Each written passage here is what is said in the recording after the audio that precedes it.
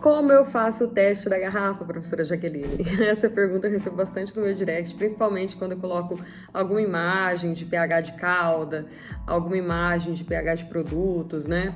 Então, gente, primeiro vamos entender o que seria esse teste da garrafa e entender qual que é a relação com a tecnologia de aplicação. A gente sabe que tudo começa no receituário, então a equipe vai lá, monitora praga, monitora doença, o agrônomo prescreve um receituário e nesse receituário raramente tem só um produto, né? E é permitido pelo Ministério da Agricultura que se coloque mais produtos no receituário agronômico. Só que quanto mais produtos a gente coloca, maior a chance da gente ter incompatibilidade entre moléculas, tá? E a gente tem dois tipos de incompatibilidade. A incompatibilidade física. Então, a incompatibilidade física, o que seria? A presença de espuma, a presença de sobrenadante, que seria a nata, né? Que o pessoal fala, deu nata, né? Talhou a calda, né? Virou um queijo a minha calda. Ou então, floculou, formou cristais, precipitou, né? Então a gente consegue enxergar a incompatibilidade física, enquanto a incompatibilidade química a gente não enxerga, né? A incompatibilidade química é quando o produto ele não age, então o meu produto não funcionou, né? Ah, esse produto não presta. Será que o produto não presta ou você misturou com um produto que eleve muito o pH da sua água, por exemplo, da sua calda, e nesse pH o produto não funciona? Então a gente tem que definir as prioridades da nossa aplicação e o teste da garrafa ele vem justamente para identificar se há algum produto que está fazendo com que ocorra toda essa incompatibilidade.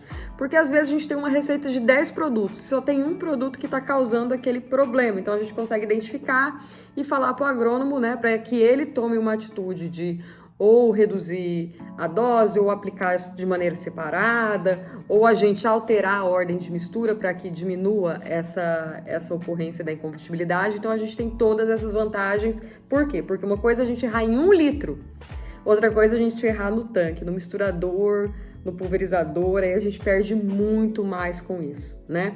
Então, a vantagem que a gente tem é colocar no tanque do pulverizador aquela ordem, aquela mistura que já tá, correta, tá? Bom, então aqui a gente tem já uma sequência, né? Uma receitinha de bolo, mas quem dera se sempre fosse assim, dos produtos. Mas no geral, a gente coloca água até 1/3, né? Um pouquinho mais de 1/3.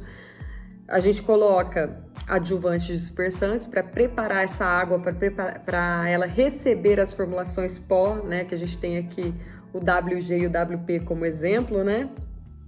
E para que se misture. E logo depois a gente tem as misturas de base oleosa, então a gente tem, por exemplo, o concentrado emulsionável e os óleos.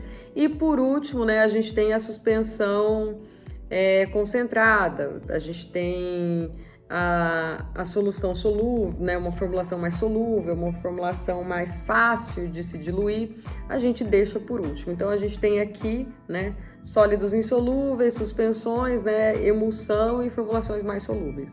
Só que o que a gente vê é que muitas vezes a gente tem 2 WG, a gente tem 2 concentrado emulsionável, a gente tem mais de um produto com a mesma formulação. E como que a gente vai determinar essa ordem, tá? Então, primeiro, se você tem um pH-metro, você tem a oportunidade de ver a questão do pH de todos esses produtos à medida que a gente vai adicionando na calda. E uma coisa que eu acho muito interessante é ter um caderno onde a gente consegue detectar e organizar os pHs desses produtos de acordo com a solubilidade deles em água ou a ordem, porque a gente já consegue ter um histórico daquilo que a gente usa na fazenda. Então eu tenho lá na safra 2025-26, eu fiz primeiro essa mistura na dessecação, então eu tenho a ordem certinha, os pHs de cada produto na ordem de mistura, então eu consigo ter um histórico daquilo que eu uso, daquilo que deu certo ou daquilo que não deu certo, principalmente quando a gente trabalha também mais para frente com produtos com nutrição foliar, tá? Vou dar aqui um exemplo para vocês, bem facinho, tá, gente? Eu até escolhi 100 litros por hectare de calda para ficar fácil de vocês fazerem a conta. Mas vamos supor que aqui eu tenho 100 litros por hectare de recomendação de calda, tá? Então, o que seria a calda? A água e todos os produtos, né? Produto 1, a recomendação desse adjuvante, 50 ml por hectare. Produto 2, 600 ml por hectare. Produto 3, 150 ml por hectare. Então, aqui a gente tem as doses dos produtos, tá? E agora, como que a gente transforma para 1 litro? Tem a famosa regra de 3, que ninguém sai da faculdade de agronomia ou técnico agrícola ou trabalha em fazenda se não souber fazer a regra de 3 ou pelo menos montar, né? O pessoal até brinca, falou depende, fez regra de 3, já tem metade do curso de agronomia feito. Então a gente tem aqui, ó, para 1 hectare, eu tenho 100 litros de calda e eu tenho do produto 1 50 ml. E a gente é só fazer proporcional agora. 1 litro X, né? Então a gente faz aquela multiplicação em cruz, vai ficar 100x é igual a 50, x é igual a 50 dividido por 100. Então no teste da garrafa do produto 1, a gente vai adicionar 0,5 ml. Então eu vou precisar de uma seringa, tá? Então a gente tem aqui o primeiro produto, 0,5 ml é o que a gente vai utilizar. O produto 2, eu posso repetir a regrinha de 3 ou pegar simplesmente a dose e dividir pela calda, né? 600 ml dividido por 100, eu vou ter 6 ml do produto, tá? Então notem que em cima tá na unidade de ml, que é o produto, e embaixo litros, porque é a questão do volume do tanque. Do tanque não, do volume de calda por hectare. Produto 3, 150 ml, vou dividir por 100 litros de calda, eu vou ter então 1,5 ml. Então aqui eu tenho a lista de produto, ó, produto 1, 50 ml, 0,5 ml no teste da garrafa. Produto 2, 600 ml, 6 ml